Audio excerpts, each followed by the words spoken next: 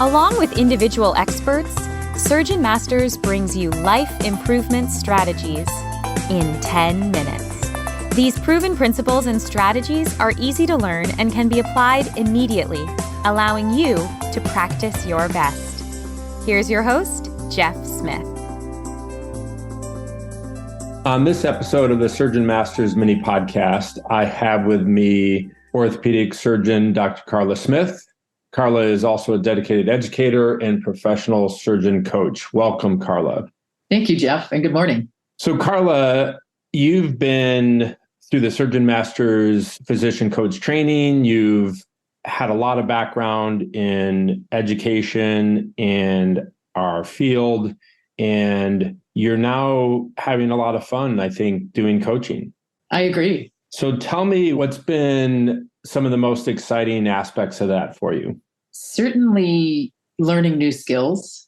I think that coaching and especially our approach through Surgeon Masters really gives us the opportunity to identify skills that we want to obtain, to work on them. And in the entire purpose is toward helping ourselves and helping others. And I think it fits naturally whilst kind of emphasizing some of the parts of interactions and interpersonal relationships that we don't emphasize as much.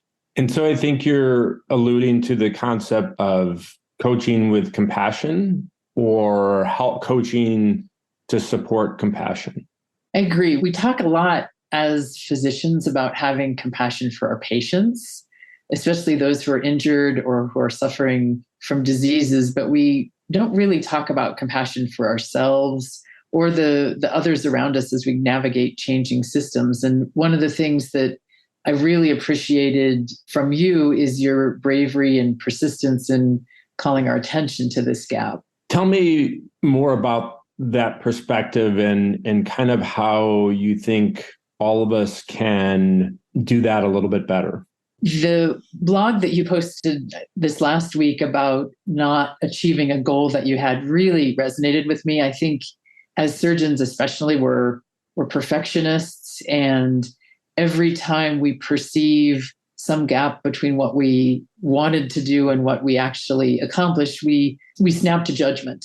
And that kind of leads us into a spiral of blame and shame, which is one of the things, I think, the common themes in coaching, especially in our lives. And I think you give us the guidance to step back, create some space, to recognize that priorities might have changed, just to observe what actually happened instead of the goal, and then to have compassion for ourselves rather than judging ourselves.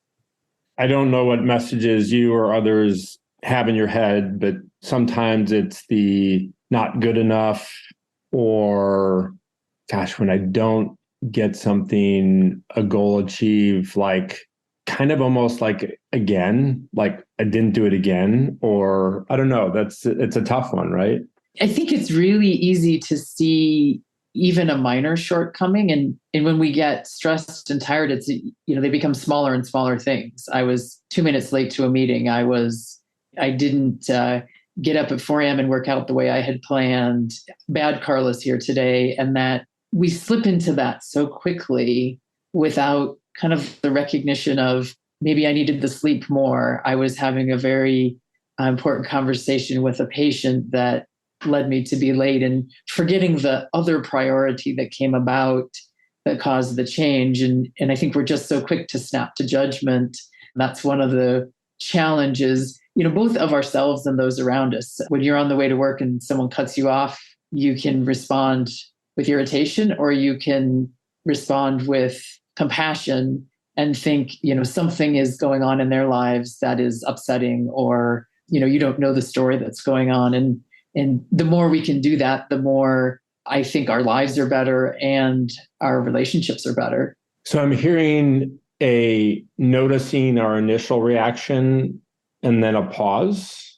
And then we got to show some self-compassion or some compassion to that person right next to us or right near us, or that's just created the situation. Or in front of us in the mirror. Yeah. Ourselves too. That judgment happens so quickly. The pause is to recognize it, and then choose something else. What are some other examples of this concept of appreciating and introducing or creating compassion, especially self-compassion? I think it makes us more aware. I think we observe more and perhaps call out our own assumptions in some ways. An example that might happen to some of us is a decision made by a hospital to change a policy. And, that can be frustrating.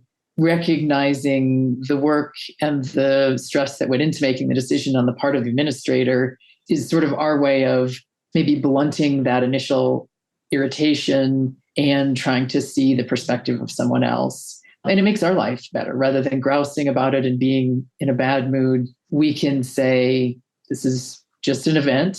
I can choose how I react to it. And I can have compassion for what they went through making the decision and for myself and being irritated by it. And you're spot on. Like, we're trying to create a new, more positive habit. Yes. And more deliberate, a thoughtful, this is an event. I can choose my reaction and I can have compassion for the people around me in so many small ways that we overlook every day. I see our automatic to not show compassion for ourselves. I see our automatic of not having compassion for someone or something that just irked us.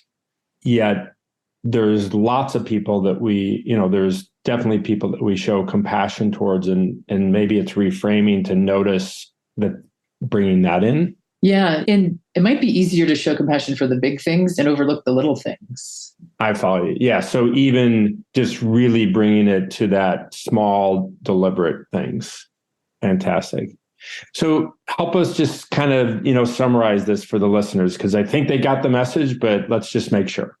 So I think the call to action I took from your posting was that take the opportunity to forgive yourself, recognize what priority changed, what you needed to do that was different from your original goal, and then live with it, sit with it, accept it, and don't judge it. And then I think the second thing would be to extend that to someone else that you encounter during the week that isn't necessarily a patient or a big event, but something little that would normally be irritating. You pause and apply compassion to that person. Thank you so much, Carla. There you have it in less than 10 minutes. This is Jeff Smith along with Carla Smith. Until the next episode of Life Improvement Strategies for the Surgeon Who Wants More. Ciao. Now, take 10 minutes and put your plan into action to practice your best.